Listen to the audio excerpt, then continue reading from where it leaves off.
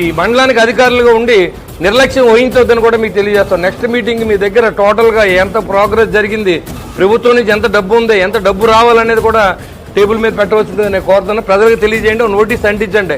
ఇంత డబ్బులు ఉన్నాయి, ఇంత డబ్బులు ఖర్చు పెట్టాలి, ప్రజా పరిపాలన జరగాలి.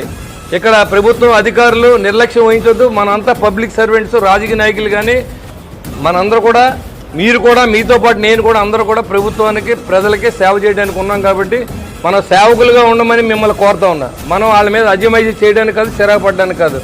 ఏ వ్యక్తి వచ్చినా సరే మనం ఆన్సర్ చేయాలి, చేసి తీరాలి. సామాన్య కుటుంబం నుంచి వచ్చినటువంటి నాకు తెలిసి కష్టాలన్నీ ఆఫీస్కి వెళ్తే పట్టించుకోరు. రేపు రమ్మంటారు, ఎల్లుండి రమ్మంటారు. వీళ్ళకి ఇక్కడ ఉండి చూసేది ఏంటంటే ఏమీ పని చేయకుండా ఆఫీసులో కూర్చున్న వైన మనకు కనపడుతూ ఉంది గడిచిన 5 సంవత్సరాలు.